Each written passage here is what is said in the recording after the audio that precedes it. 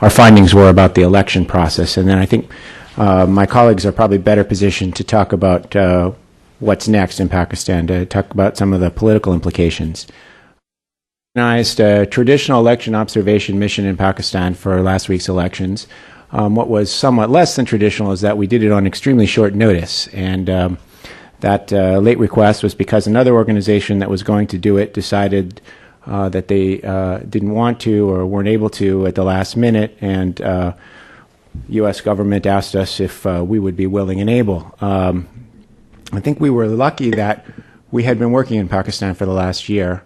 Had we not been so familiar with the situation, and we had just had a team in Pakistan in December for 3 weeks, meeting with political parties all over the country, it probably wouldn't have been doable. And we've gotten some attention for, or the government has gotten some attention for its late decision to do the election observation this way. But I think it's interesting because that's principally a logistical question, not a substantive one, and it should be distinguished from the question about whether observation can be organized at the last minute in a way that can understand meaningfully what's happening in a given country, if the observers have not been following the situation and aren't building on something else.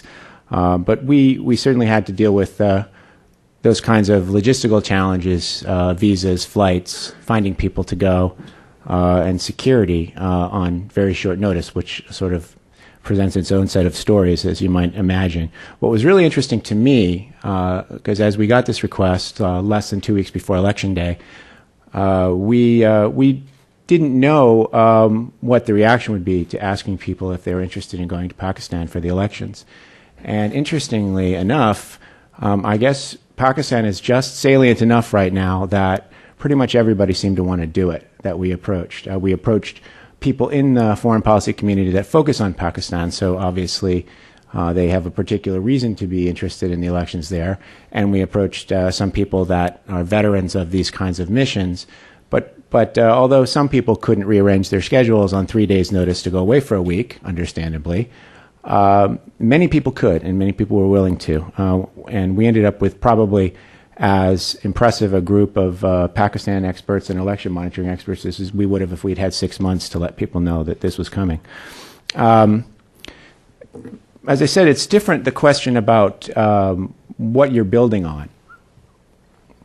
And we had the advantage of the fact that we'd been working for the last year in cooperation with the Asia Foundation with a domestic election monitoring coalition called the Free and Fair Election Network. A group of, on Election Day, proved to be something like 20,000 election observers. We'd been working with them on their strategy, initially for a audit of the voter registration lists, which were being redone over the course of the last year or so, and were somewhat controversial, and then on a parallel vote tabulation, which is an independent way of checking the vote count at sampled sites and being able to determine within statistically significant margins of error whether or not the reported vote count seems plausible. The challenge in this election compared to parallel vote tabulations in other elections is that this is a parliamentary election. So there were 272, is that the number of constituencies? 272 separate elections. So in order to have any kind of valid verification of that process, you'd have to have 272 separate statistically significant samples, which is not an intellectually difficult exercise, but it's an extremely difficult logistical and communications exercise, particularly in a country with lots of rural areas and lots of questionable infrastructure. But we had been working for the last year on trying to plan that exercise, and that gave us a lot of knowledge of both of this group and confidence in this group, and also of the country. In addition, we had a small team of people there in December in Pakistan that met with, had about 75 meetings with political parties, is focused very much on political parties in Islamabad, Lahore, and Karachi. And so we felt like our core team of our small firm knew the country very well. But equally important, we were building on the findings of and our relationship with the domestic observers and the work done by many other American organizations, including IRI, NDI, the Asia Foundation, IFES, which has been working with the Election Commission, International Crisis Group had been writing things, and others. And we coordinated very closely with other international observers, most notably the European Union Election Observation Mission. So what did we find? I should say we used a very traditional election observation methodology, bringing people to the country 3 days or 4 days before the election, meeting in Islamabad to go over briefings and procedures, and to try to make sure everyone had a common understanding of the election procedures and the political environment and the political situation, and deployed people in two-person teams around the country, based out of 5 different cities. There ended up being 38 people in our group, all Americans in this case, and they were out for several days, got there before the election, observed on election day in different polling stations, met with local observers, election officials, and parties, and came back and shared their observations the day after the election. And the statement that I had, there's piles of outside the room. If you don't have, there's some more copies. That statement was the consensus statement of the 38-person group for as our preliminary conclusions about the process. And the methodology, which is followed by all serious election observation groups, emphasizes that it's a preliminary statement because the process is still unfolding. The official count hasn't been announced. We need to monitor the extent to which complaints are dealt with in a reasonable way and in a timely way, and the extent to which the Parliament is seated in accord with the election results.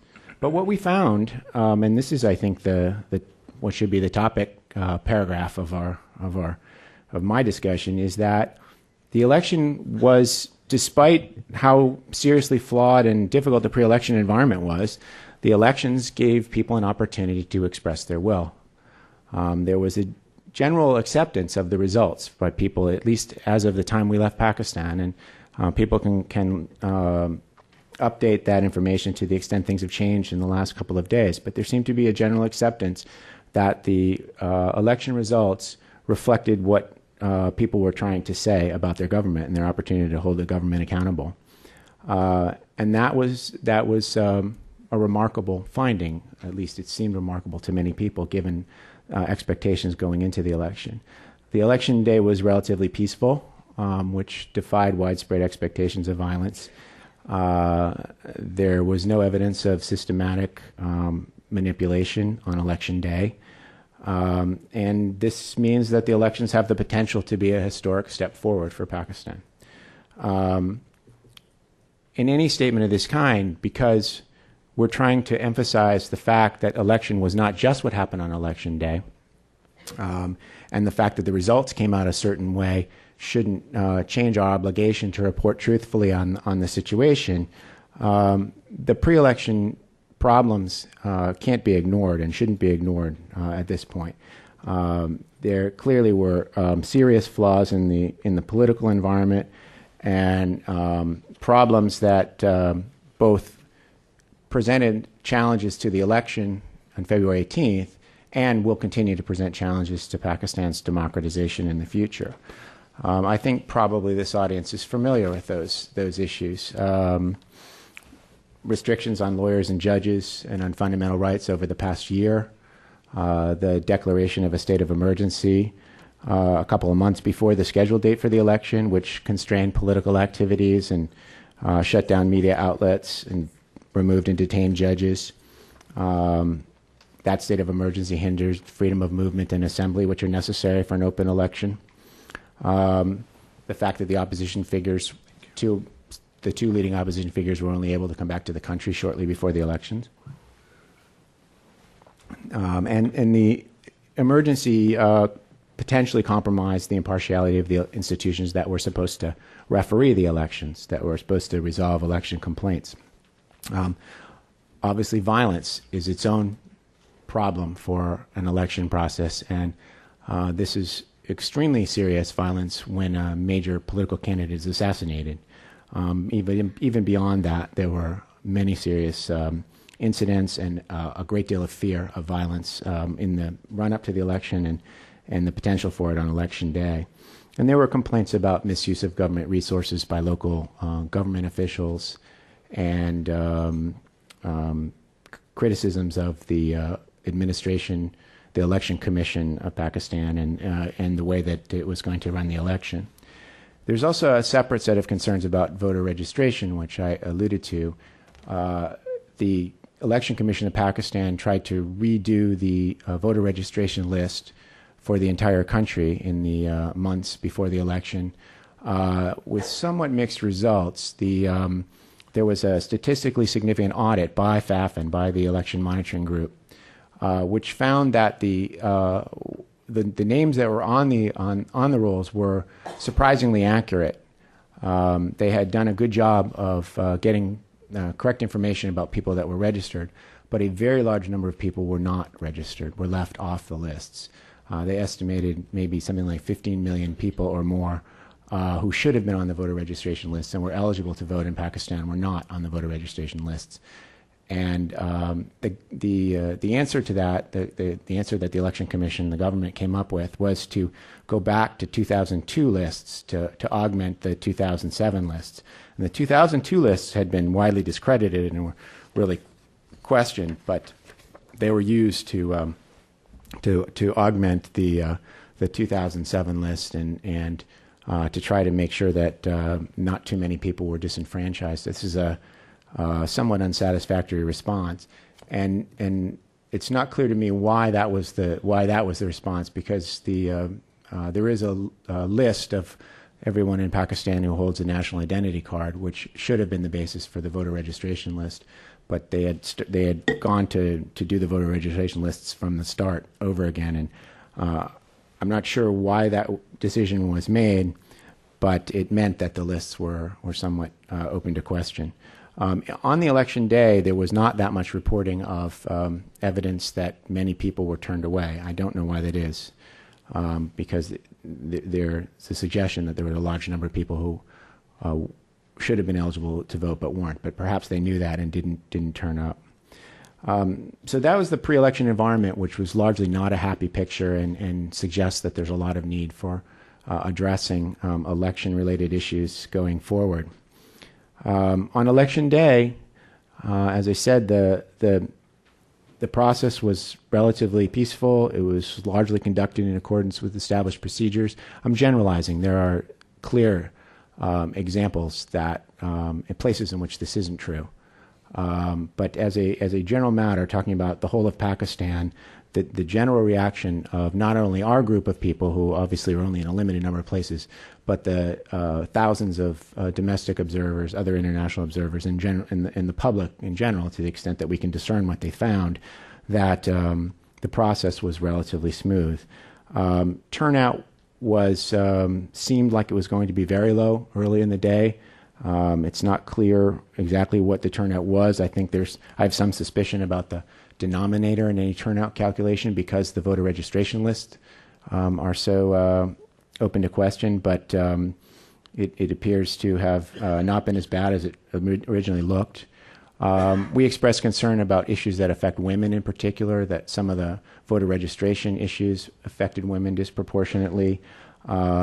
We observed certain problems in women's polling places. There were greater problems in women's polling places than in men's in a number of places, things like delayed openings and insufficient polling materials. And there were widely reported efforts in certain parts of the country to prevent women from voting, which may have deterred some women from participating. There was very, very prominent security presence around the country, and this is probably a positive thing. It probably contributed to the lack of violence in this case. In general, our feelings about the findings of our group, and building on others about election day procedures, was relatively positive. There were some new things that the international community had encouraged. Translucent ballot boxes so that people could be sure that they were empty at the start of polling, cardboard voting screens that allowed people to vote in relative privacy, that seemed to be being used everywhere and probably contributed to the process. The Election Commission ended up accrediting more than 25,000 domestic observers, nearly 20,000 from that one coalition, FAFN. And the count on Election Day seemed to follow the same pattern, that where we observed it and where we heard about it, it seemed to be generally professional and thorough and, as near as we could tell, accurate. So I think that our conclusions about the election process end up being, surprisingly encouraging, and that although it's ultimately up to the people of Pakistan to decide whether this process was credible politically, it certainly has the potential to be a positive thing for the country, and we were happy to be able to witness it. We will continue to monitor the process. We have people in Islamabad still monitoring the process. We send a small team back in some weeks to meet with parties and government officials and election officials and domestic monitors to update our information, and we will issue a comprehensive report in next few weeks, probably be in April, but we will issue a much longer report on the whole process. Thanks. Thanks, Eric, and I know that all of us look forward to seeing the comprehensive report. We'll now turn to three Pakistan watchers, each of whom is well known to every single person in this room. And I think we'll simply go straight down the line. I'll introduce all three of them and then ask each in turn to speak for a few minutes about both what has been and what is likely to be. We'll hear first from Hassan Abbas, who's a research fellow at Belfer Center for Science and International Affairs at Harvard. He has served in the Pakistani government, both in the second Benazir Bhutto government, as well as for a brief time under President Musharraf in 1999 and 2000. He has written widely on Pakistan. His latest book is entitled Pakistan's Drift into Extremism, Allah, the Army, and America's War on Terror. Invites us, simply the subtitle of that book invites us to expand our discussion today beyond simply last Monday into what's next. After Hassan speaks for 10 minutes or so, we'll then turn to Hassan Askari Rizvi, who is the Pakistan Studies Scholar at Johns Hopkins University's School of Advanced International Studies here in Washington. He is one of Pakistan's most distinguished and best-known political scientists. He has taught in a number of places, including Punjab University, Columbia University here in the United States. He was also a research scholar at Sandia National Labs in New Mexico. Among his books is the book Military, State, and Society in Pakistan. And then third, we'll hear from Marvin Weinbaum. Marvin was part of Eric's delegation, and Marvin also has just returned. So we're particularly grateful for Eric and Marvin getting out of bed in order to join us today. Marvin is scholar in residence at the Middle East Institute here in town. He spent many years teaching at University of Illinois Urbana-Champaign campus, where he served as director for the program in South Asia and Middle Eastern Studies. He also followed South Asia in the U.S. government, where he worked for the Bureau of Intelligence and Research in the State Department. He, too, is widely published and is the author, among other things, of the book Pakistan and Afghanistan, Resistance and Reconstruction. So, welcome to all three, and Hassan, we'll let you get us started. Thank you very much. I will begin by first briefly talking about what should we make out of these elections. What are the three basic things in terms of, number one, Will this new parliament that we see, will it work? Secondly, was there some element of rigging? Where was it? And third, will the new government will create any complications for the United States policy on terrorism? First, I think despite pre-poll rigging and manipulations by the King's Party, which was the pro-Musharraf party, and despite some leniency, pro-Musharraf leniency shown by the United States, despite all these three negatives, if you may, the people of Pakistan gave a very clear verdict. And the verdict, simply put, is a refreshing development. It is anti-Musharraf, it is anti-Mullah, it is for liberal political forces in Pakistan, it is for democracy, it is for provincial autonomy, and it is for independence of judiciary. Very clearly, Pakistan Muslim League Nawaz Group got a strong support and strong vote bank in Punjab because Nawaz Sharif, the former Prime Minister of Pakistan, took a very clear stand saying that he will restore the judiciary. I think that was the major factor. In case of People's Party, the largest political party in Pakistan, comparatively more liberal and secular, they already have it's a known fact that since last 5 elections, they have about 35% of the vote bank. This time they got 37% of the vote bank. So it was marginally above their standard. The most significant was Awami National Party. And Bob had briefly mentioned that why some of the analysts and experts missed about this potential ANP victory. I think it was very clear. And now it has come out when one of the former heads of the ISI, General Ehtisham Zamir, who had rigged the 2002 elections, he came out yesterday in front of the media and he said, yes, I accept that I rigged the 2002 election in favor of some of the religious political parties and I am responsible and I did it because Musharraf instructed me to do it. So 2002 elections, the rise of the religious groups, MMA, which is Mutahidda Majlis Amal, United Islamic Front.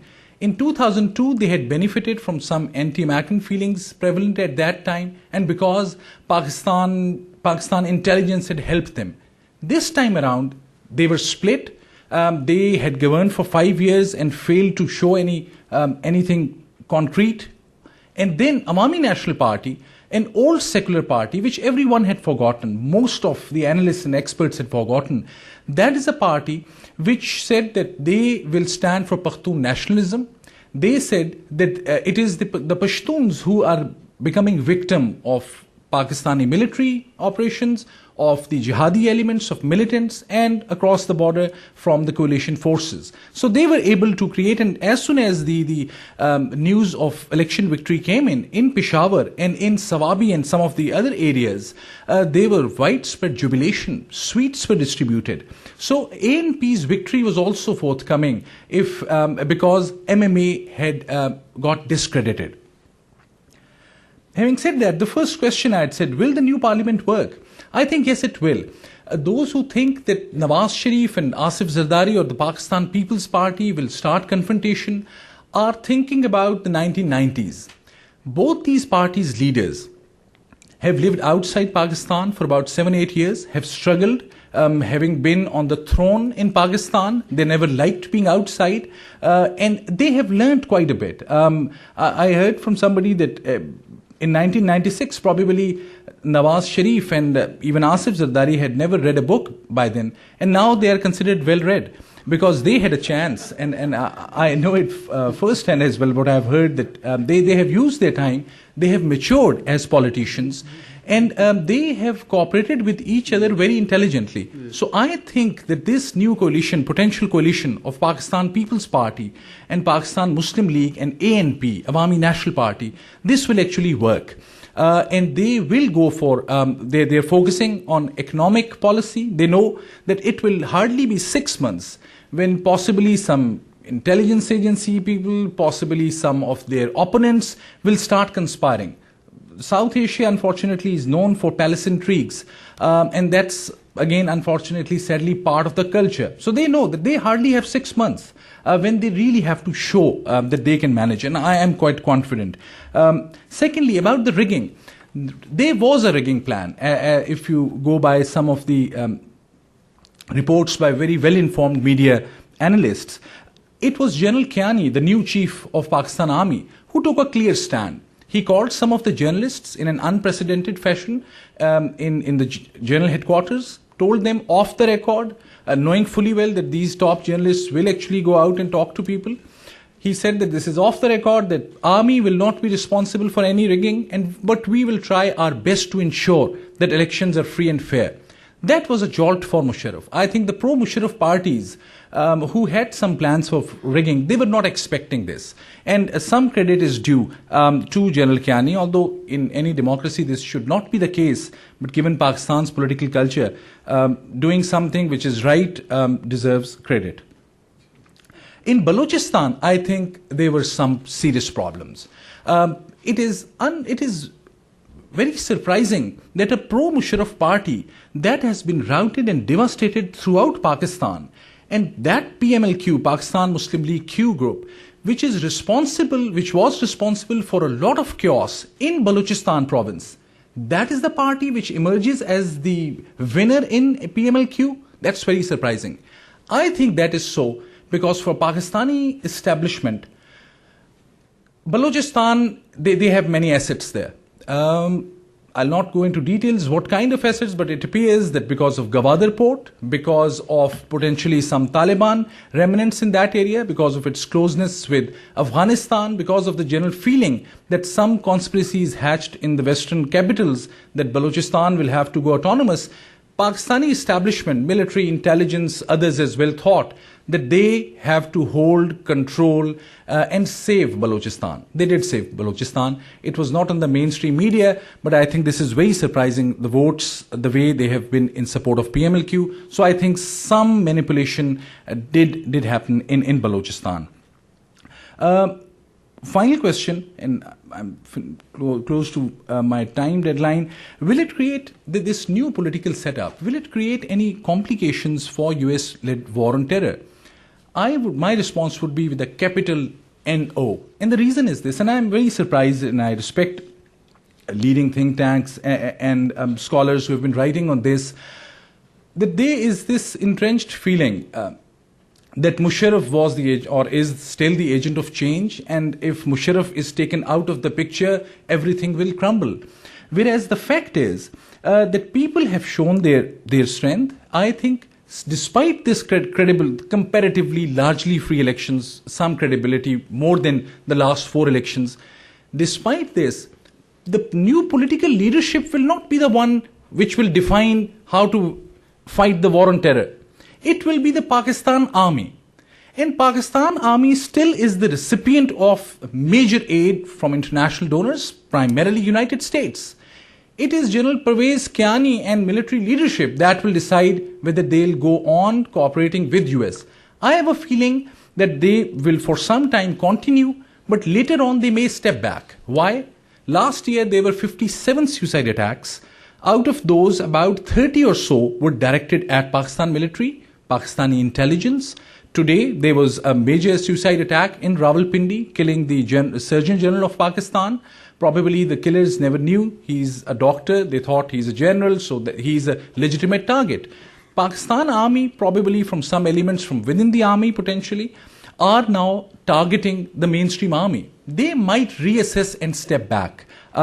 But that should also not be something very alarming, because I think General Kiani and some of the other leaders are well aware of what crisis Pakistan is going through, and there are indications that the interaction between US intelligence and Kiani and US military and Kiani is quite on solid grounds. So I'll conclude with this. What do we make out of all this? One conclusion is that whenever army shows its presence and whenever Pakistan Army wants to do something, they deliver. That is why the elections were comparatively peaceful and somewhat legitimate. And these were, as I had said, certainly more credible elections than the previous 4. we should expect some more stability. And this is high time that in the international community, and especially with all the due respect and taking liberty also, I would say that it's high time for United States to start figuring out the people of Pakistan also in the spectrum. And not only, this is the Pakistani perspective, and I want to reflect that opinion, what you'll hear from media, from many people, that the policies have been focused too much on dictators. This is a pet statement, and I agree with that. But it's high time that some of the policy formulations should keep in mind the goodwill or the support, trying to gain the support of the ordinary people of Pakistan. These elections have shown that they are in support of secular forces. It has to be nurtured, supported, and groomed further. Thank you very much. Thank you, Hassan. We'll hear now from Hassan Rizvi. Ladies and gentlemen, the elections in Pakistan could be described as a significant development in Pakistan's troubled political history. These elections were a major success for the democratic forces in the conflict that is going on in Pakistan between authoritarianism and the aspirations for a democratic and participatory political system. And this time the balance has been tilted in favor of the democratic forces, but the confrontation between authoritarianism and aspirations for democracy continues in Pakistan. This is the beginning, not the end. I think two things are important so far as the outcome of the elections is concerned. Firstly, it has been clearly demonstrated that the highly centralized and army-dominated system built around an individual has crumbled. And this reflects a kind of dilemma which different military governments in Pakistan have faced from time to time, that military rulers have ruled the country for years. However, with the passage of time, the system they establish just crumbles and is not in a position to address the participatory demands as well as demands for socio-economic justice. And that is what has happened, that you have a kind of a non-viable political system, and the seeds of destruction of this system were to be found within the system. So that's a very clear lesson which Pakistan's leader as well as others should learn, that such a system, whether established by Ayub Khan, Zia or Musharraf, would never last. Second thing is what Hassan Abbas mentioned, that is the decline of the Islamic political parties. We have to recognize that what has happened is that situation has gone back to normal, because in the past the Islamic political parties used to get 5 to 6% of votes, few seats at the federal level, and some seats in the frontier province, Punjab, and sometime, not all time, but sometime in province of Sindh. So they were more of a pressure group, with the exception of the period of General Ziaul Haq, when he handed over guns to some of those people, and also Musharraf, who propped them up in order to address the question of political legitimacy that his regime was facing at that time. Therefore, Pakistan's situation has gone back to normal so far as the Islamic political parties are concerned. Their role is there. They would still be relevant to the political process, but more as a pressure group rather than the kind of role they played during the 5 years. Now, this change has provided an opportunity to create a viable and coherent political order.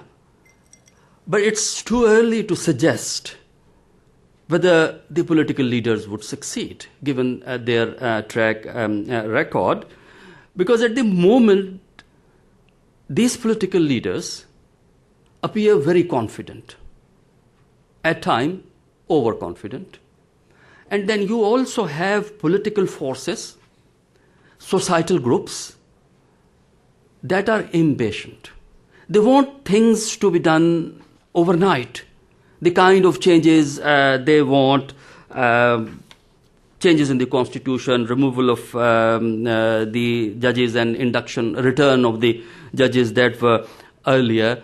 So in a way, when you have a situation when one group is overconfident, the other is impatient, there may be a danger of overlooking the ground political realities that exist in Pakistan, and that needs to be addressed if one wants a stable and coherent political order in Pakistan. What are the political realities, immediate political realities? The first is that these leaders have to contend with the beneficiaries of the Musharraf political system, because these beneficiaries are going to be the major obstacle in their efforts to realize the objectives which they highlighted in the run-up to the elections. And in a country where authoritarian and military rule lasts for such a long period of time, it has a tendency to create a support base through a system of reward and punishment. So beneficiaries, how they have to be dealt with, that's one important issue that needs to be addressed. And then the government will be challenged by the political forces, by the societal groups, because they would like the issues or the problems which are important for them to be settled, like the reversal of the changes that have been made in the constitution by Musharraf by suspending the constitution. He has done away with over 50 judges of the superior courts, how they have to be brought back. Issues of provincial autonomy, especially insurgency in Balochistan, and demands for greater political autonomy. These are complex and difficult issues which need to be addressed through consensus building. Therefore, the question is whether they can create a minimum consensus on the operational norm of the system they want to pursue. Now, their capacity to address these issues about the future will depend to a great extent on the question of future of General Musharraf. That is, whether he stays or doesn't stay. My own feeling is that Musharraf and new leadership will not be able to work for a long period of time. It may be a couple of months. After that, there is bound to be a clash. And that clash may result in the removal of Musharraf from power, or the total system can collapse. And I'm not getting into the details. Therefore, it is important that the Musharraf factor is dealt with in a manner that there is less destabilization. For Musharraf, it would be difficult because to function with them because of his style of governance. He had managed the country for last 8-9 years single-handedly, and he reduced the political leadership of the past to non-entity. All the 3 prime ministers were political non-entity. And if the political leaders, new political leaders, are willing to accept that role, perhaps then they can work with Musharraf. But that role political non-entity means that their own future would be jeopardized. So my own feeling is that the ideal situation would be that Musharraf resigns voluntarily. That would facilitate, that would enable the government to deal with the issue of restoration of judges, amendments in the constitution. They will be able to do that. If that does not happen, then you have a very serious problem in Pakistan. And to me, US needs to encourage Musharraf to really resign and quit once the new government comes to power, because his continuation in power will create problem. And his continuation will also create problems for the efforts in the direction of counter-terrorism. Now, Musharraf has managed counter-terrorism primarily as a bureaucratic and administrative affair with no or little involvement of the people. That's why the counter-terrorism policy of Pakistan does not enjoy popular support. And now at this stage, if the Department of State is trying to keep Musharraf in one way or the other in the future arrangement, in fact, they will alienate people at the popular level, even the new leadership. Now, this new leadership is a moderate leadership, and therefore, they will pursue counter-terrorism. They will pursue war on terrorism. However, if they are moderate, they will not only pursue war on terrorism, their moderation will also let them initiate a dialogue with some of the extremists. That's going to happen. And US should not get upset, because what they want to do is to create a kind of a different combination of political means with use of coercion, a combination which is different from Musharraf, and a combination which initiates some of the political measures.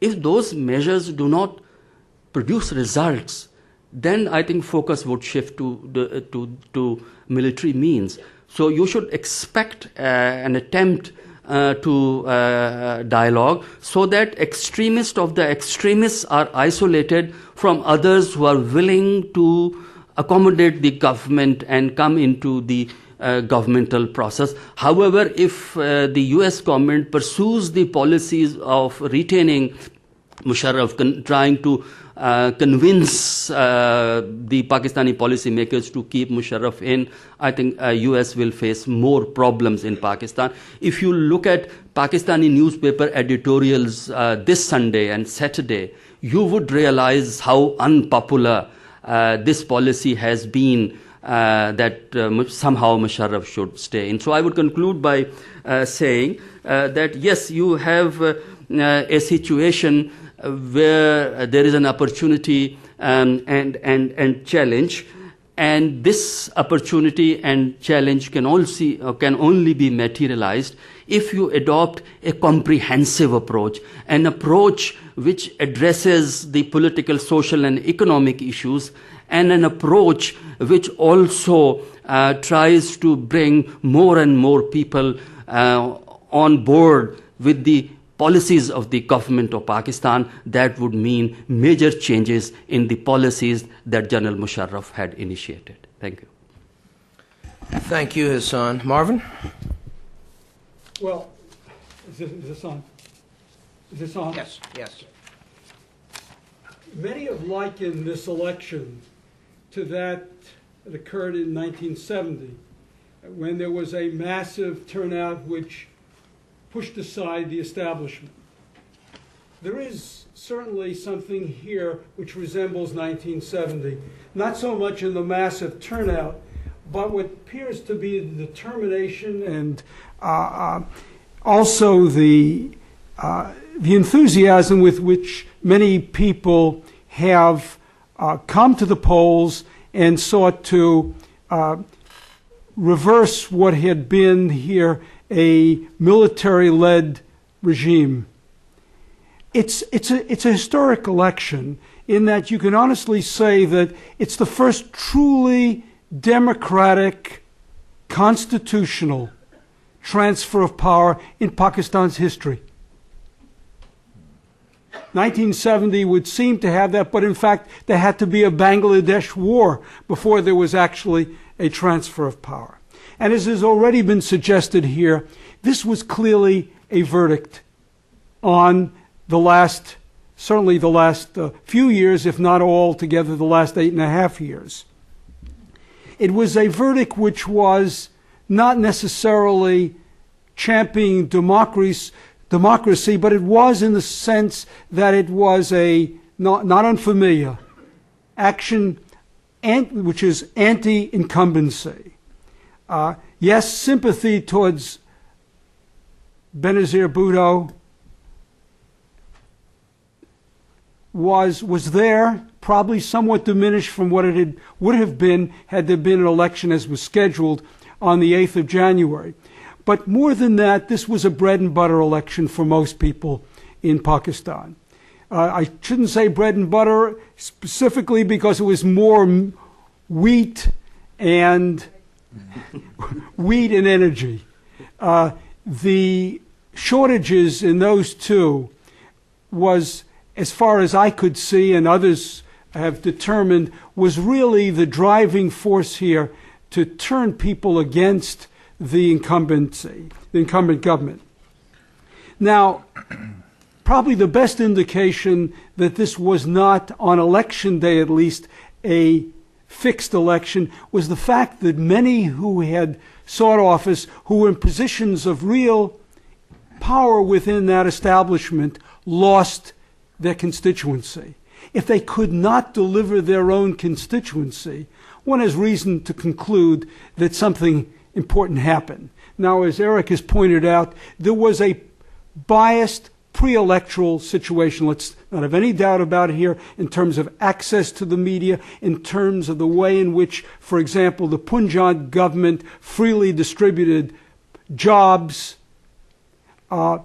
Naturally, also what happened with the courts, but in a myriad of ways, this was meant to go the way of the government.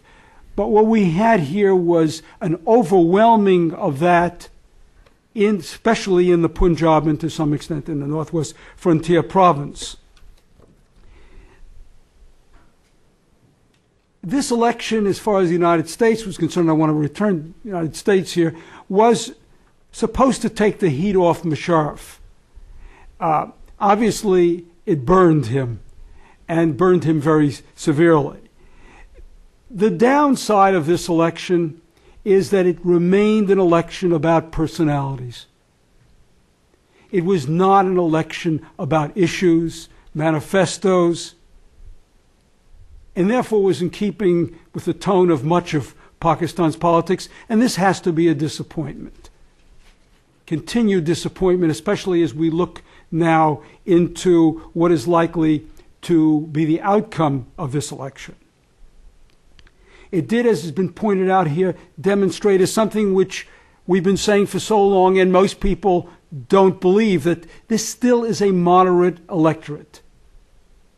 It's certainly a conservative electorate, an Islamic electorate, but not one which has ever seen the religious leaders as desirable as the leaders of the country.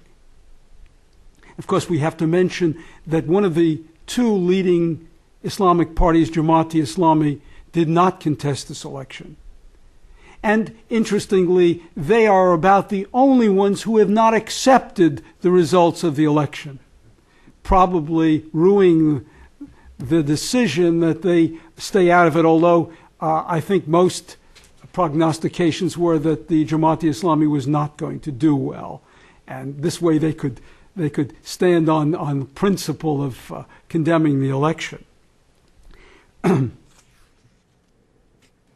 Now, we're very interested in the implications for our interests in the area, the war on terrorism, and I think that this is on balance, a good outcome, because it means now that the decision on what policy will be toward the extremists in the country, if there is to be one, is going to be something which emerges from elected government. Sooner or later, this elected government, like the military, is going to have to recognize the challenge, fully recognize the challenge which is posed by extremism, particularly that emanating from the frontier. But it has a chance of being one which is a sustained policy and perhaps a more effective policy if it is disconnected from the American agenda for that region. As long as it, and you've heard this before, as long as it is simply an American project or perceived to be such, even though overwhelmingly, as is demonstrated in the election, the people of Pakistan are turned off by these extremists, find their policies unacceptable. Nevertheless, they have failed to stand behind any concerted effort to deal aggressively with these groups. The hope now is that if this is seen as something which is mandated by the people of Pakistan in their own interests, and if we will have the sense to stop linking the two, and I'm afraid in the days right after the election, as we congratulated those who had won, we also reminded them of the importance of this for the war on terrorism. We would have been better off if we had left off the latter part of our congratulatory remarks. I think that right along we have failed to appreciate the transition which is in progress in Pakistan.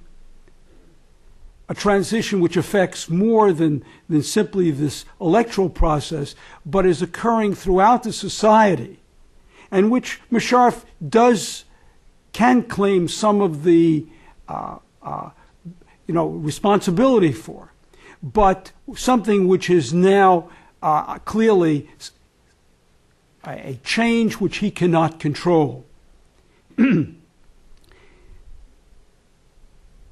We have, in failing to recognize this transition, I think that we have, as has been suggested here, we've continued to see Musharraf as being indispensable in meeting our needs without recognizing, particularly now that he no longer has the uniform and clearly the verdict has been against him, that he is increasingly irrelevant.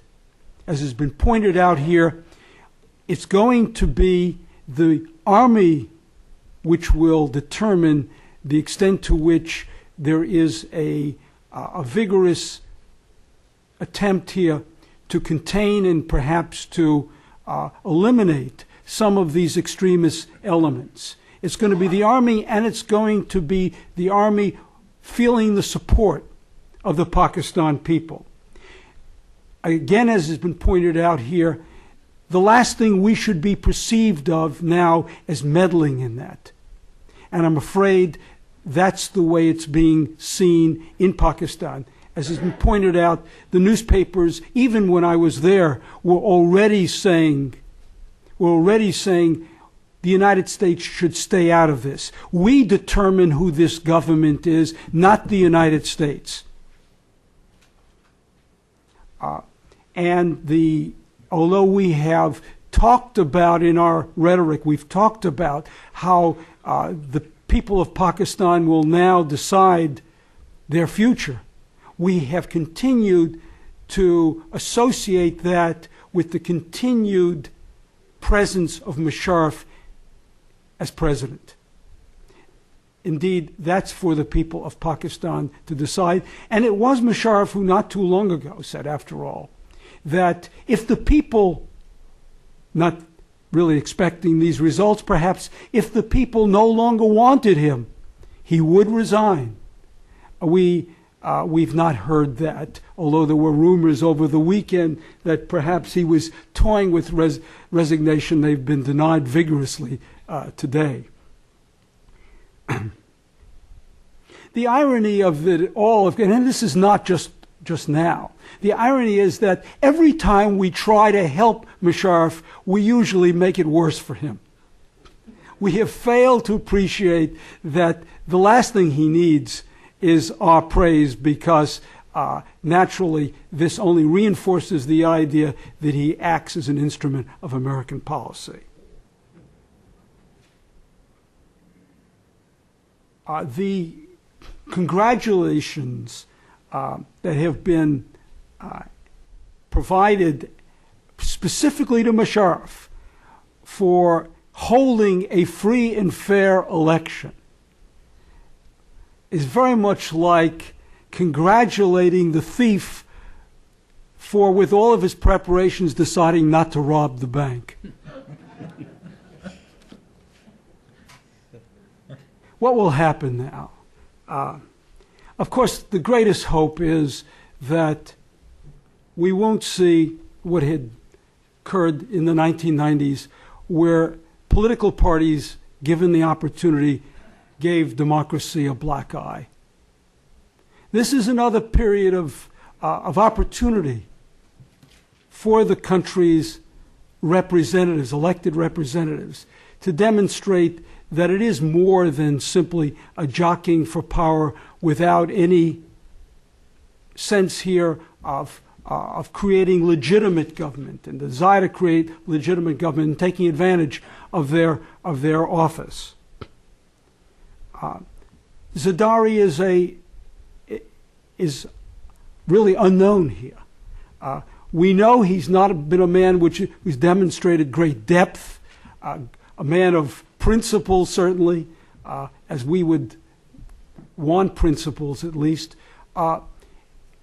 Just what kind of a prime minister he would be, and let's have no doubts that he's grooming himself as prime minister. He may not be able to do this right now, and he will put forward a man by the name of Makhdoom Fahim as prime minister, but this man has always been a party loyalist. He's not someone who has any charisma to speak of, someone who is viewed here as a reasonable man, certainly positively in that regard, but we are going to see a grasp for power eventually by Zardari. But I think that ultimately the man who will inherit the democratic wind here is going to be Nawaz Sharif. If this goes in a direction which I'm afraid that I see it as going, in an unsettled direction, there will be elections long before the next scheduled elections. And then in those elections, as has been demonstrated here, we will see a largely unified Muslim League. And it will be a Muslim League which I believe, given what we have now seen in the residual strength of Nawaz Sharif and the Muslim League in the Punjab, who will come out in ascendance. So let me conclude in saying that this is a period now where democracy has another opportunity in Pakistan. And if I'm somewhat ambivalent in trying to determine how it's going to go, it's because naturally of recent history. But certainly we know this, that military government, its time is up, and this was clearly demonstrated by this election. Thank you. Thank you, Marvin, and thanks to all four of our speakers. Marvin's comments most recently, but I think all the comments remind us that for all the good feeling and all the euphoria that comes out of this election, nonetheless, virtually all of the hard work still remains ahead for Pakistanis and for those who care about Pakistan, so that's a useful reminder as well. I will now turn to you in the audience. If you will raise your hand as I recognize you, I would ask you to identify yourself and keep your comments briefly. We'll start with Alan and then Goyal. Thank you.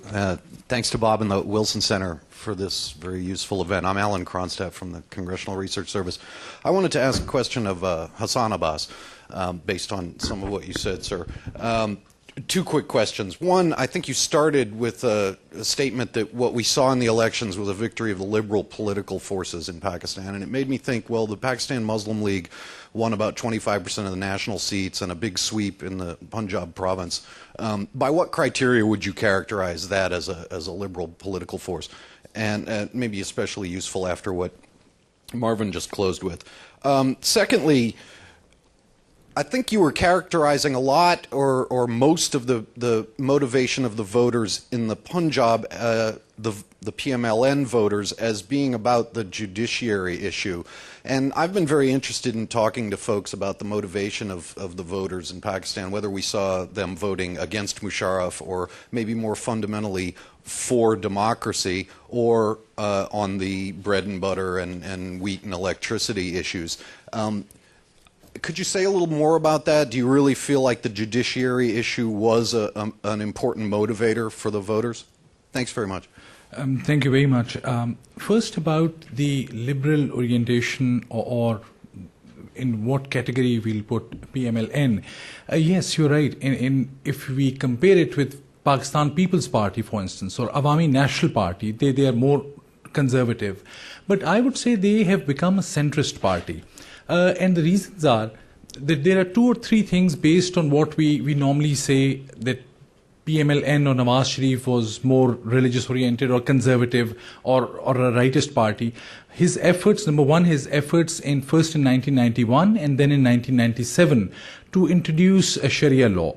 There are now many reports available on that, and then that on both occasions he was doing it primarily for political reasons. The gist of the main thesis of both these Sharia laws that he tried to enforce were primarily for his own political rise and getting all the power. Other than that, yes, he sided and he developed a coalition with Jamaat-e-Islami, with religious parties.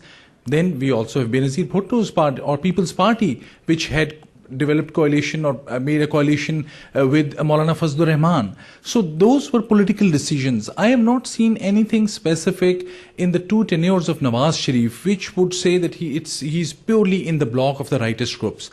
If he was more conservative, he has been coming towards the center in comparison. And he seems to be more towards the center if we compare his party and their manifesto, especially the new manifesto that they have prepared.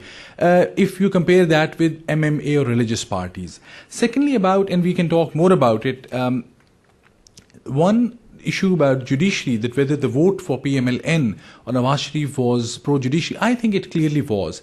Yes, if you follow that argument or take it further, it means that if judiciary is restored, then that also means that new judiciary or Chief Justice Iftikhar is certain to get rid of Musharraf. So it's two in one.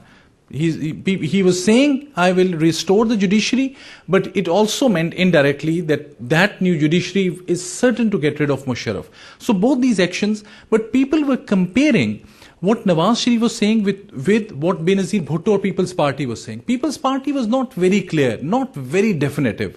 And people thought that because Nawaz Sharif has taken a popular stand, all those lawyers, all those civil society actors, they felt very happy. And I think they are the ones who really decided based on that judicial issue. They interpreted what Nawaz stood for based on his comments on judiciary. That's my view. Cleo? Raghuveer Goyal, India Globe in Asia Today. Quick question. Of course, the people of Pakistan have spoken out for democracy. As far as U.S. role is concerned, U.S. is still standing with Mr. Musharraf. And Mr. Musharraf is most unpopular person among people in Pakistan, but he said he will stay on. So what message do you have for the U.S. now, where Pakistan will go? U.S. is supporting him, but people of Pakistan are not supporting him. So what is the future? Who's that question to? Anybody? Why don't you take it? Okay, I'll. Well, if you ask my view, I have already stated that the U.S. should encourage Musharraf to step down and make it easy for the new leadership to assume power and then bring about the kind of changes which are needed if democratic process has to become viable in Pakistan. Can I just add that Senator Biden has termed it a graceful exit? Yes. Yes, here in the middle. I'm Bill Eicher. I want to ask Mr. Weinbaum and also Mr. Borland, and if anyone else would like to comment on this. Is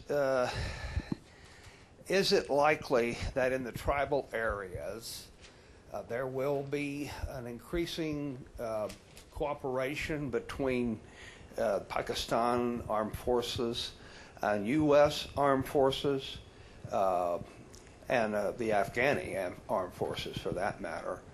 We're going to see the possibility of the terrorists, especially the Al-Qaeda people, being moved against militarily. And secondly, is there likely, what was the political will of those who voted in the territories, in the tribal areas? What could come? Could Osama be needing to move, or can we finally be rid of him? You know, on the surface of it, this looks like good news. After all, the JUI was quite sympathetic, is quite sympathetic to the Pakistani Taliban and certainly to the actions in Afghanistan, the insurgency in Afghanistan. So that would seem that now that they have been ousted from power, that's good. The ANP, the Awami National Party, however, although it is a secular party, and although it certainly has no sympathy for these same groups, is nevertheless a nationalistic party. It's not a pro-American party. Got to stress that. Its history has been one which we would consider, for Pakistan at least, and talk about ideologies, left of center. And it is very suspicious of American efforts, American imperialism. It uses that word rather regularly. So what we're likely to see, I think, with respect to what you're talking about, we're likely to see here an attempt here at a political solution. Now, that's very popular in Pakistan. And it grows out of the fact that the association with the United States was one which had a military solution. Pakistanis are very upset with the idea that there have been Pakistanis killing Pakistanis. This has been the real concern that they have had. They don't mind that, but certainly not at the behest of the Americans. And as long as they think in those terms, then clearly there's not going to be any progress there. So, but I think in the end of the day, it will not change that much.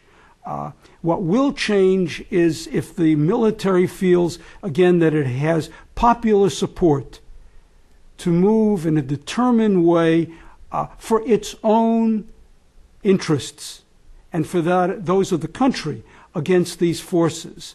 But for the time being, I'll conclude with this, for the time being, their strategy will be one not of elimination, but one of containment. Anyone else want to add anything? Okay. I saw Dennis and then Hank.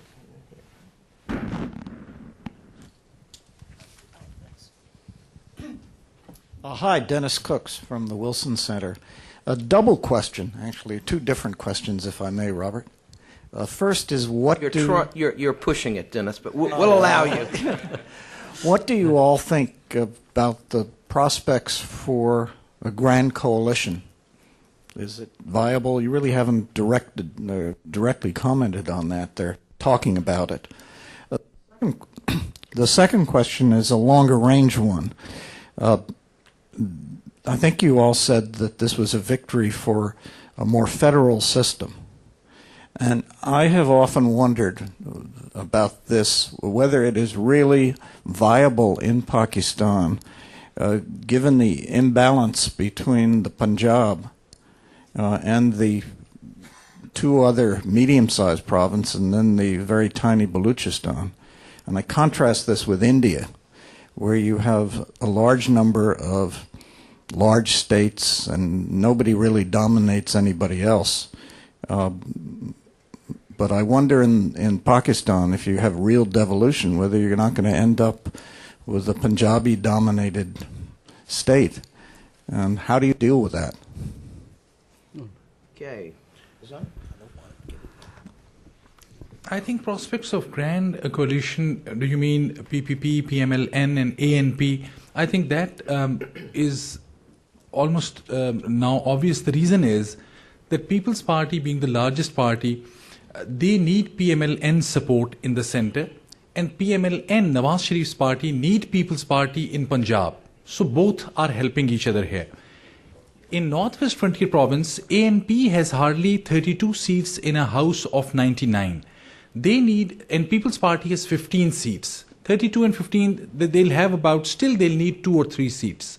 So there's no other way but for ANP and People's Party to join hands.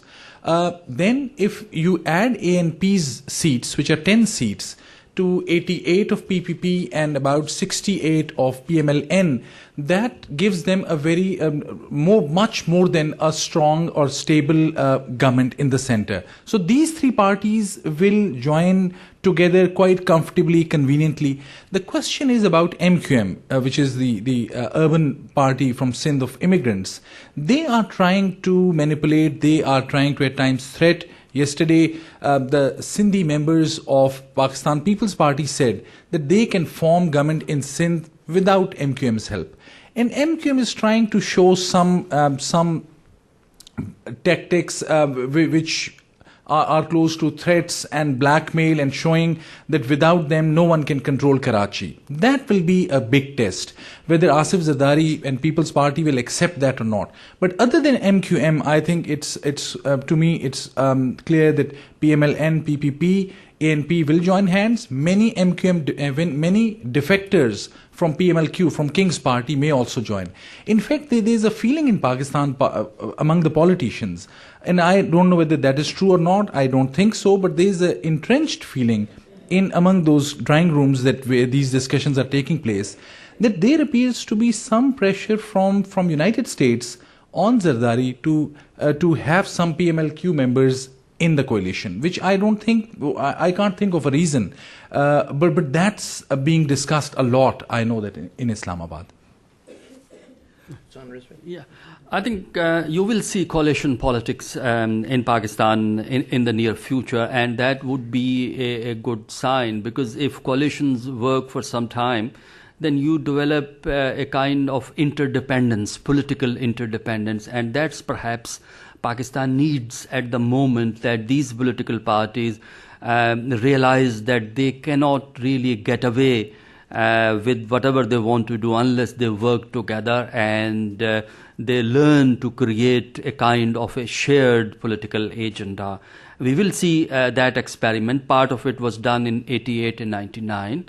And you will see that kind of thing again. Now, so far as the second question is concerned, the question of Punjab with other provinces, yes, this is a very crucial issue, but if they can address two things, I think situation remains within manageable limits.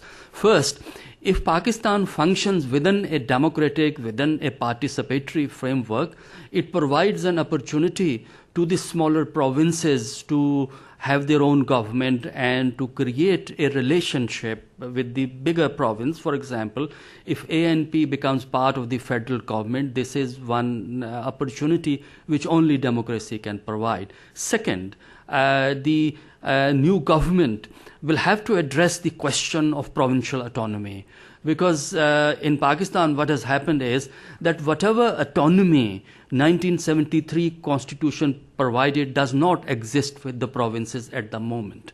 First, they have to be given that autonomy because center is doing a lot of things which are not given to the federal government by the 1973 constitution.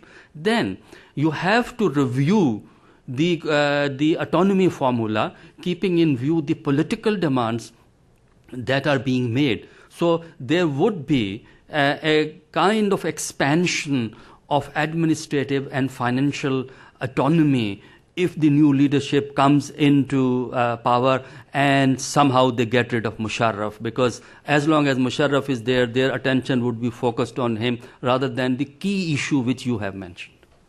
If I can add this, Dennis, actually your questions can be linked together. You want to have a coalition which certainly includes Nawaz's party. You don't want Nawaz in opposition. You don't want him in opposition because then he draws conceivably from the very religious elements that at this point in time you'd like to marginalize. He will go to those elements if he's in opposition. I say it's linked because his party is going to control the Punjab Assembly.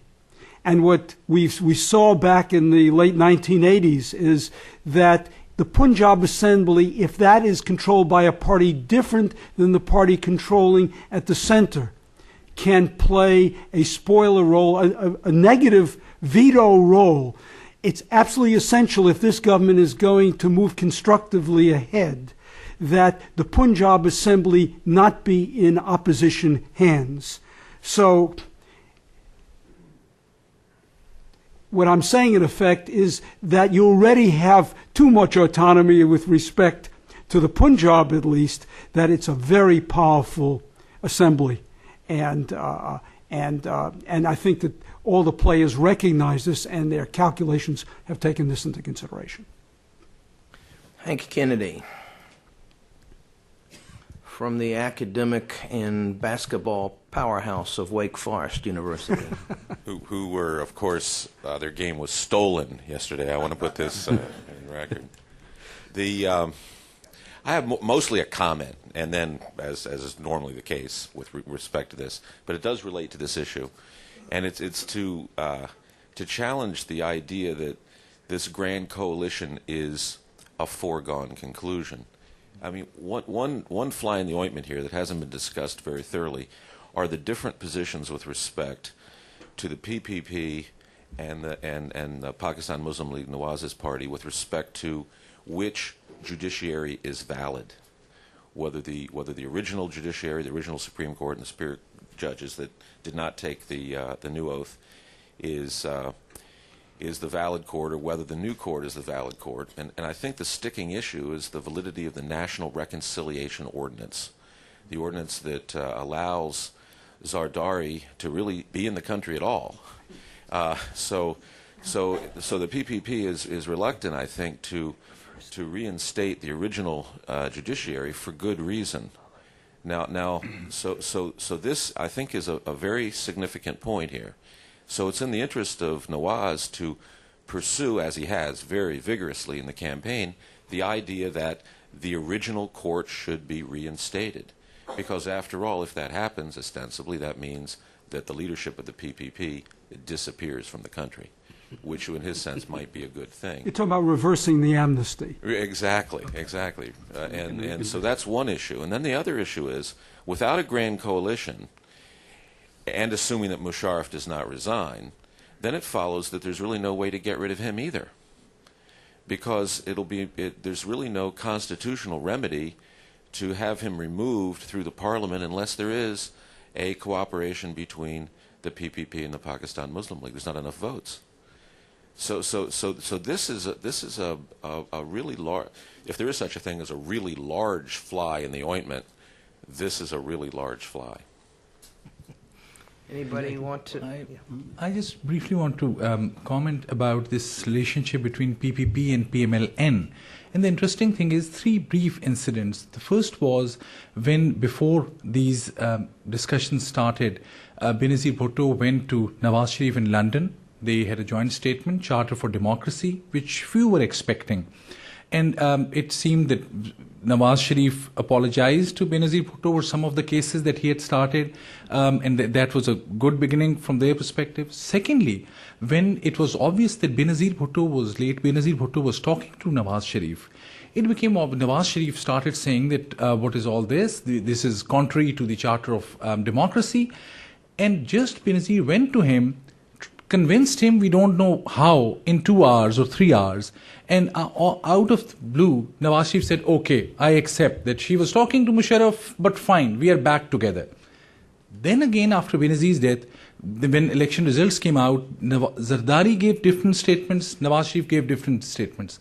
Again, Zardari met with Nawaz Sharif, and in a matter of 2-3 hours, they both said, yes, we agree. Nawaz said, I'll not go for the reinstatement of judges. First, we'll go for amendments in the Constitution. So I think based on these 3 incidents, the only 3 major meetings, there is some tacit understanding between Nawaz Sharif and People's Party, which is happening and taking place, which we should keep in consideration. Can I just make a quick comment on amnesty NRO issue? I mean, this issue is important as long as new government doesn't come to power. Once the PPP comes to power, then this issue disappears because it is the government that was prosecuting these people. And once they become the government, obviously they will not prosecute themselves. Yes. My name is Taha Gaya. I'm with the Pakistani American Leadership Center. And my question kind of follows his question. It's, what is the process exactly for reinstating the judiciary? What is the process for impeaching Musharraf? And assuming that there's a new coalition government, do they have the power to do that? And then my last question is, given that there is a food and energy crisis, what solution would this new government offer Pakistan to get us out of that crisis? Yeah, well, so far as the question of reinstatement of judiciary is concerned, there is a difference of opinion in the legal community. First, I give you the constitutional procedure. Constitutional procedure would be you have to amend the constitution, which means 2/3 majority, which they do not have unless they create grand coalition. They bring in independent ANP and these 2 political parties. However, there is a debate in the legal circles whether you really need a constitutional amendment or this can be done by a simple resolution of the parliament. The argument is that these judges were not removed in accordance with the provisions of the constitution.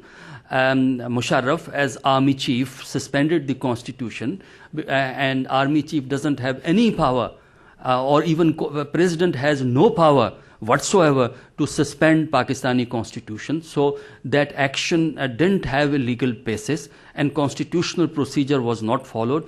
They were removed through an executive order. Therefore, if the parliament passes a resolution, then a new executive order can be issued to reinstate that. That's the counter argument. So we don't know what would be the actual position. So far as impeachment of Musharraf is concerned, the constitutional provision is 2/3 in both houses. Again, there is a problem. However, as was said earlier, if the judiciary is reinstated, you have the old people coming back, then the cases that were already there before the court about the legality of Musharraf's candidature for the second term will be revived. Or if it is not revived, any other person can move to the court saying that he could not have been the candidate since his candidature is illegal, therefore he could not continue as president, and the new judiciary can remove him, or at least issue orders for his removal. Can I just add to that you heard 2 houses. The upper house is one which contains now supporters of Musharraf. It is dominated, or in the ascendance is the Q party, so that serves as a very obvious obstacle to a legislative approach here. the hope here is that there is a judicial solution. It doesn't seem like a legislative solution is in the making. I'm going to recognize our Pakistan scholar here, then I'm going to move to the back of the room. Samir? Yes, I'm Samir Aldaf. I'm the Pakistan scholar Samir, get the... at the Woodrow Wilson Center. I would like any or all three of the panelists to respond to this comment, which is that U.S. government's interest in Pakistan will continue once this dance stops and the music stops. There will be some alliances and partnerships and coalitions. And as Mr. Rizvi had said, that within 6 months the new government will have to deliver to the Pakistani people. And what the Pakistani people want, they have very clearly articulated what they want. They want housing, healthcare, education, bread and butter. Have the thinkers thought about, and of course, State Department remains interested in trying to help Pakistan, whether, as Mr. Weinbaum has said, that, they need to stop, congratulating Musharraf. Okay, fine, they stopped doing that. But what is it that they can do? Okay, I would like the panelists to respond looking beyond the first 6 months. Well, let me just say one thing we can do. You hear this over and over again, that the U.S. has to do something which demonstrates to the people of Pakistan that the partnership is not simply between the United States and Musharraf and the army. It's a shame that we're so much into biofuels these days and that we don't have a large surplus. But even so, if we today would just make the simple gesture of saying Pakistan is facing a wheat shortage, the United States is prepared to help Pakistan in that regard, I think we could gain many, many points with the people of Pakistan. That's the kind of action which I think would have enormous resonance in the society. But I think your larger point here is, are they going to be able to tackle these problems? And of course the answer is no. These problems are right now structural problems.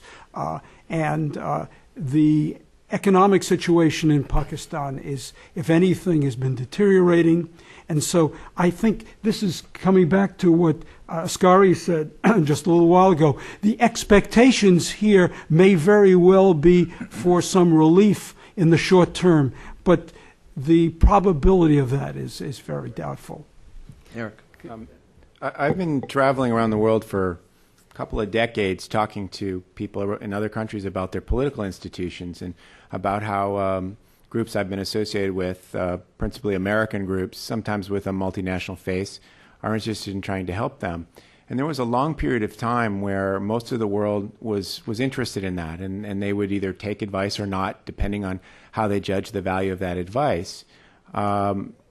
In the last few years, we've seen much more the sense that people are very skeptical of our motives. And even if we have good ideas or good advice to give, they remain very unwilling to listen sometimes because of skepticism about where we're coming from. And I think that's extremely true in Pakistan. I mean, there's so much skepticism about the idea that groups could be there to promote democracy or encourage political reform, given the kinds of U.S. policies that have been there and given the way a lot of people view the world. But Pakistan's been a huge recipient of U.S. foreign assistance for a long time now. One of the largest recipients of U.S. foreign assistance.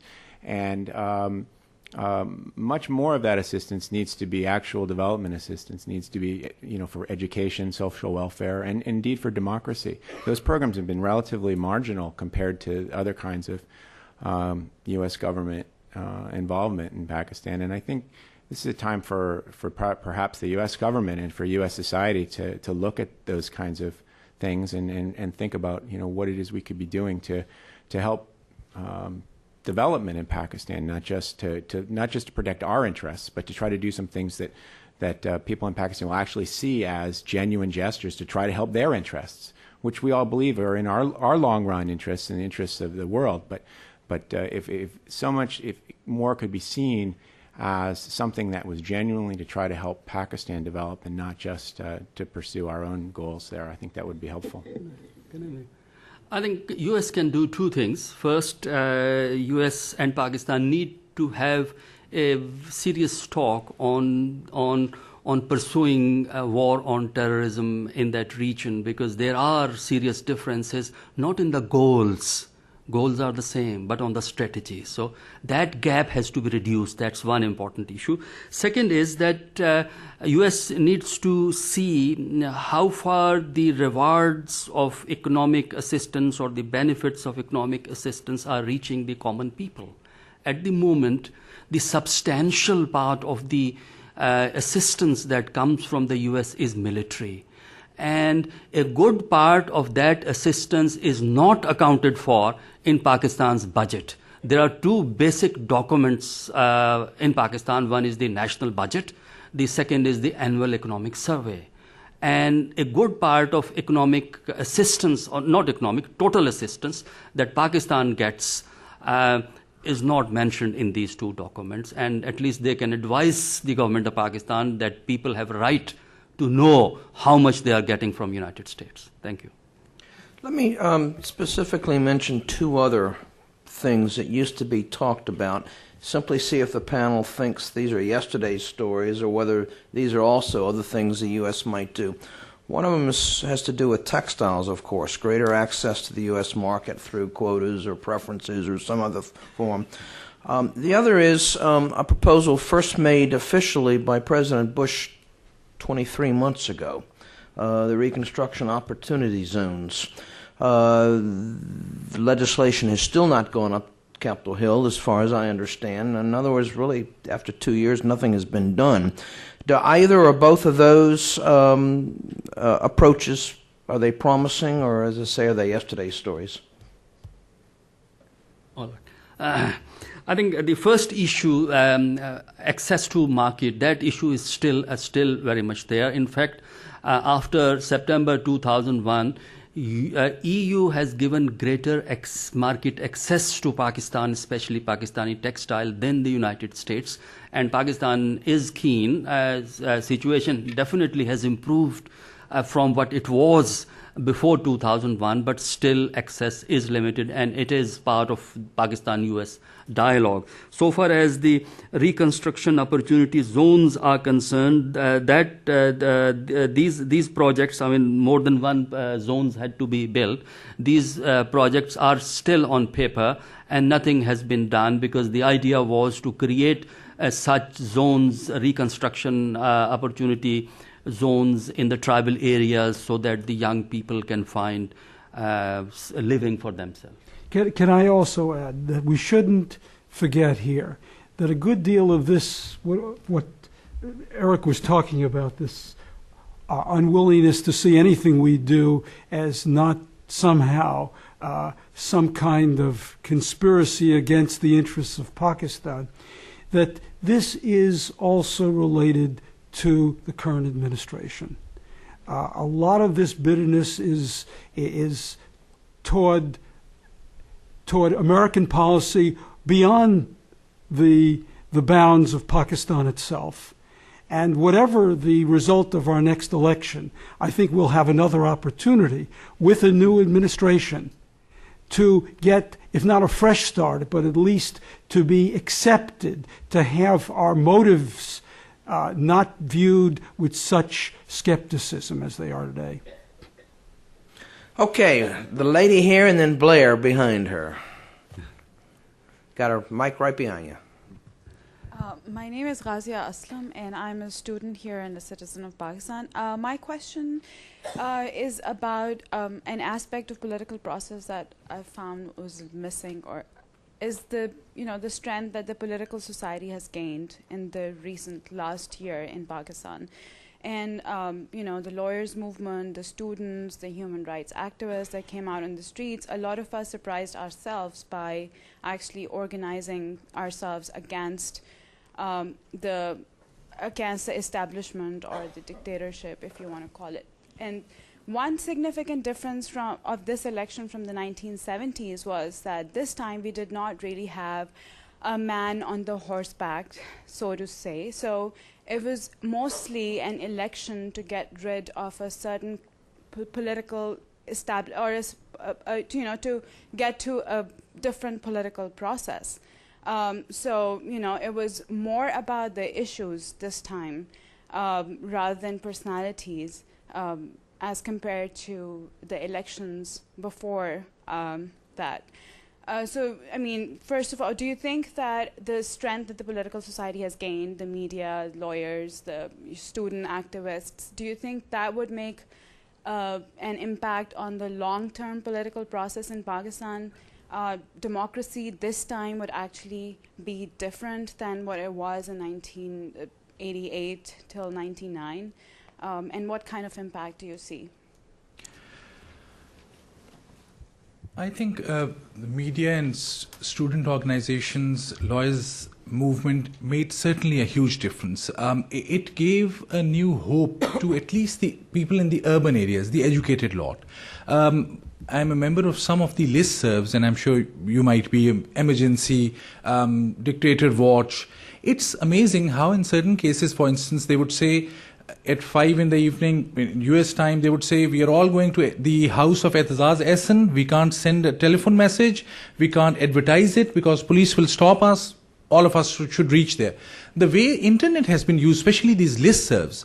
But this, again, I would say this is an urban phenomena, educated elite, which by and large had remained out of touch previously with the political mainstream thinking, with any activism. So this is, after maybe early 1970s, this is something new.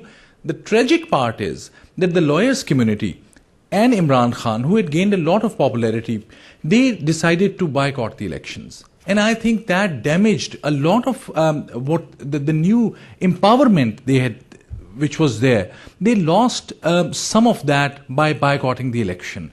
So it's certainly a new empowerment, but it needs to be strengthened and sustained. Eric? I think one question going forward is whether political parties can be a constituency for reform, whether they can operate with greater internal democracy, and some of the factors you mentioned, the increased civic activism, the fact that media has dramatically expanded over recent years, and is, there are many more media outlets and much more vibrant media. Those can perhaps be a demand for better performance by political parties and try to force political parties to perform in a more democratic and effective way. But Eric, the initial indications are not promising. If anything, the parties have demonstrated their incapacity here to admit new blood, that they are wedded still to this notion of entitlement, and the inability here of talented people in both political parties to be able to find a way up in the party. And everybody mentions Etazaz Ehsan in this regard, but the truth is that as long as the family controls the party, he will be marginalized. Blair. I think we should give some more time. The reason is, okay. I mean, they have to form the government. Maybe well, they'll for give Pete's sake, it's been a week. Yeah, give it a week. Blair. Blair King from USAID. My question is for any or all of the three commentators, and it goes back to our earlier discussion of the politics of the frontier and the fight against the militants and extremists, but from a slightly different angle. And that is, what do you think the chances of the parties that have made up the MMA to be a loyal opposition in this new term? They've been trounced. Do you think any or all of them will be tempted by the fact that they have been trounced, say, all right, to hell with the democratic system and elections, we're going to provide greater support than we have before to the militants, and in fact make the situation up there worse and less likely to achieve the kind of political solution that you laid out as being the sort of more rosy scenario under a moderate-led both provincial and national government with the ANP and the PPP? I'll just mention about Fazlur Rahman of JUI. I think he's capable of everything. He had recently said that I am the only one, I am the wall between the jihadis or the militants and the rest of Pakistan. So what he was saying, that I am the only one who's stopping that, and I am the only bridge. So if he's the bridge we are depending upon, or if he's the wall, then Pakistan is in bad shape. But I would leave about other parties' comments to others. I think, and so far as the pro-Musharraf Muslim League is concerned, they will stay as the loyal opposition. Some of them may cross over in one way or the other, provided Musharraf quits. If Musharraf quits, then opposition will become even smaller. Now, so far as the Islamic political parties are concerned, these political parties are not going to drop out of the political process, because they know that by staying in the political process, they can, play both cards. On the one hand, they can function within the framework of the constitution and function like a normal political party, but quietly they can also support the extremists, the Taliban. This would be a better strategy than going all the way for those extremists, because that would mean that they would lose whatever little respectability they enjoy in the Pakistani political system. So they will pursue both options, but they would stay in the framework. But I would go further than that and say that the extremists are really as much the enemy of these established parties as they are of the mainstream parties. You have to listen. You have to recognize that Fazlur Rahman was afraid for his life in recent weeks. I had a conversation with Qazi Hussain Ahmed in October and asked him specifically, do you identify with this? And he said, no, they're my enemies. These are parties that want to have an influence on the state of Pakistan.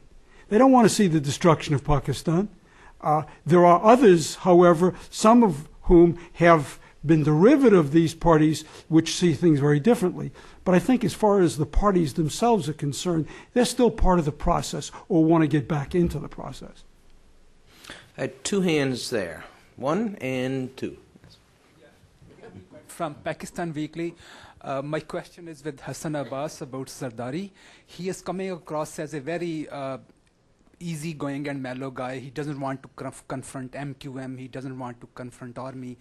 Has he really become thoughtful, or it's a kind of brutal calculation that ISI has stories that he owns a 5-star hotel in Dubai, there are $60 million sitting in Switzerland, and he is not claiming on that, and there is a image of Mr. 10%, and those kind of stories. And my other question is, like Steve Cohen once said that every Pakistani wants to become a prime minister of Pakistan. So this is true about Zardari and Nawaz Sharif too. And someone said that Nawaz Sharif has the assumption the best way to get out of the way Zardari is Chaudhry Iftikhar. He come in the picture. Now, Zardari knows that too. So in the case, Judge Chaudhry is not reinstated. What do you see? What do you think that Zardari would be able to formulate a government without the help of Nawaz Sharif? And if he is able to do that by having cooperation with other parties, how long this setup would last? And before, Nawaz Sharif come into picture as a prime minister. Thanks. I think Asif Ali Zardari was quite shaky in the first 2 press conferences after Benazir Bhutto's death.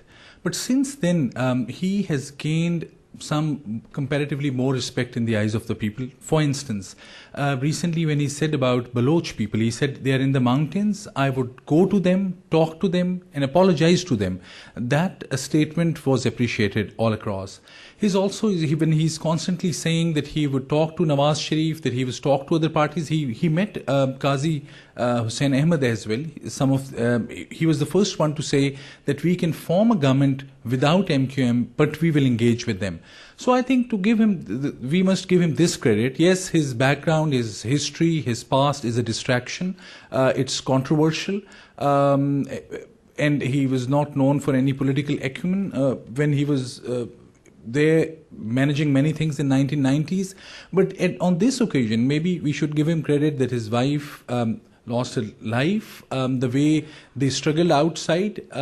So if he's giving some statements which are positive, which are engaging other parties, we need to again give him some credit for that. And I think he will go for forming a government with Muslim League, Nawaz, because the reason is that is the only way he can also get support within Punjab province. It is Punjab province which will decide the next election. He would like to have some ministries, some cabinet positions for People's Party so that they can increase their support base in Punjab province. Hence, I think that coalition will work. Whether he will try to become Prime Minister or not, he may, I think, but at this time it is clear that Amin Fahim will be there for a year or two, and it depends whether if he'll continue with like this, trying to engage others, being kind of a more moderate, not trying to interfere, not making any calls to cabinet ministers afterwards to enforce any policy, then he will regain some more respect. Right. Last question in the very back. Gentlemen, thank you again for the wonderful and interesting talk today. My name is Ali Ishaq. I'm a researcher in the area, and my question has to do with Saudi Arabia. I mean, historically, it's played a very prominent role in Pakistani politics. I mean, under Al-Haq, obviously right now they let Nawaz Sharif go back. What, if anything, did Saudi Arabia expect for allowing Nawaz Sharif to go back, and what can we see kind of in the coming years about Pakistani-Saudi relations? Thank you. I made a mistake. I had acknowledged someone else a long time ago. Sue, if you'll pass the microphone right over here. My apologies, Parvez. I'm Parvez Hassan. I'm an economist, and my question touches on the economy like some of the other comments.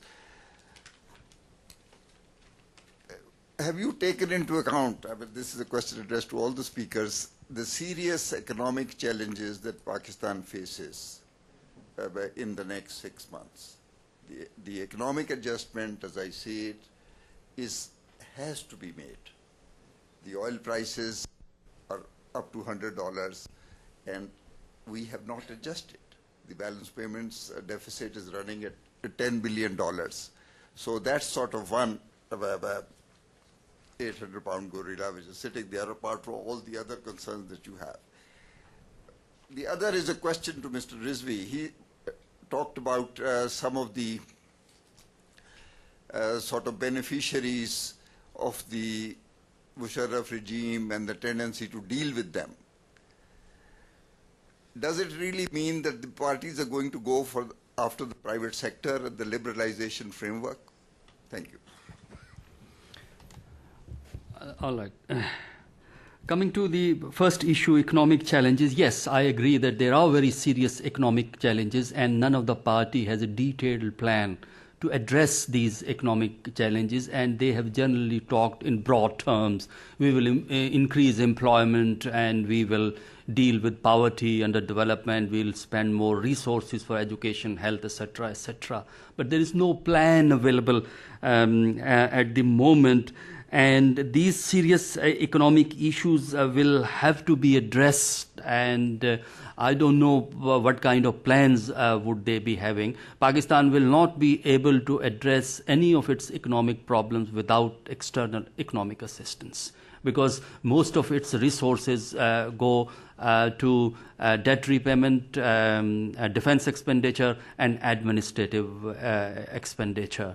So the choices which Pakistan has to address these economic issues depend what kind of relation Pakistan maintains at the international level. So definitely this is the make and break issue for the new government. Now coming to the second issue, beneficiaries, no, I don't think they will reverse the privatization process. I think the government will continue with the privatization and economic liberalization process. However, they had serious objections to this, the previous government, selling some of the state assets. For example, the controversy was about the steel mill that was set aside by the Supreme Court, and then there has been a dispute about the sale of some of the banks which were sold at a price which was viewed to be a lower price. So maybe they have a process, or they have a system where they don't face that kind of criticism that you sell these state assets at a lower rate to your favorites. So that will not be the case. Beneficiary, I really meant that when you have authoritarian system over a period of time, there are people who benefit from authoritarian system. For example, you could not have Prime Minister like Shaukat Aziz.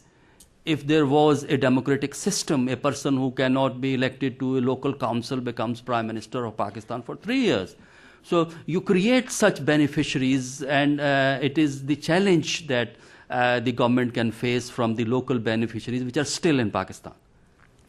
If I may add very briefly, I asked this question. I am not an economist, so in a way which was crude, perhaps, I asked Mr. Asif Zardari last night this question, that what will be his economic policy, because he was constantly saying, and I'll share his response with you, and you will be in a better position to judge whether that makes sense. He said at this time he would look only for next 6 months as the time period of the next government, and he would, whatever he can deliver, he would like to deliver in next 6 months. And he said that within next 1 week he will be calling senior economists, and first they will be asked to explain to the people of Pakistan what is exactly the current state of economy in Pakistan.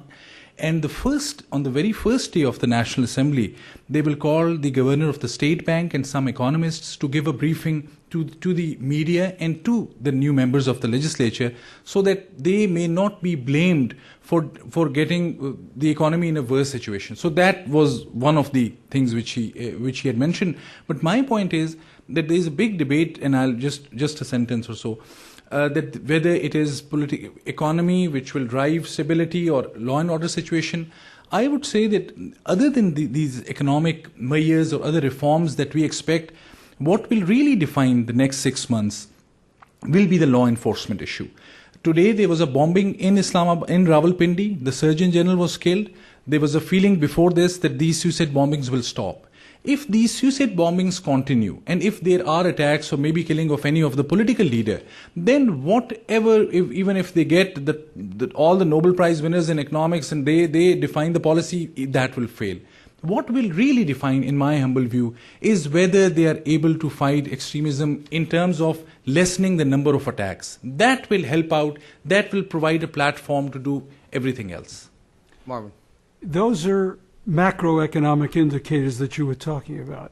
And I think that the judgment on this government, unfortunately, will be on its ability to deliver services and to improve the lives of people. Because I think that, at least as I went around and asked people why they were voting as they did, they want to change. And they were defining that in terms of very specifically of improving their day-to-day situation.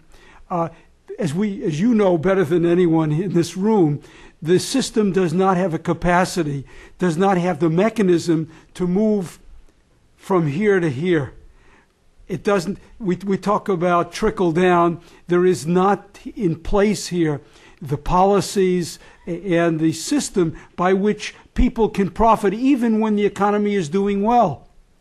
So I think that this is, along with the security issues, this is the way this government is going to be judged. And on that score, I can't see that it has the resources to be able to address this, much less, as I say, the structures which can make it possible.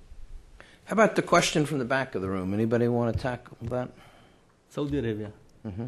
Well, Saudi Arabia has been extremely important for Pakistan for several reasons. For the economic assistance the Saudis have provided to Pakistan, and also diplomatic support which they have extended. And their basic interest is stability. That's one. And the second interest is containment of terrorism, because some of the Arabs that are time to time found in Pakistan's tribal areas do have agenda for Saudi Arabia. Therefore, that is also their interest, and Saudi support to Pakistan in the economic domain would continue. Good. Well, I think we could go on considerably longer, but I think we probably have to adjourn.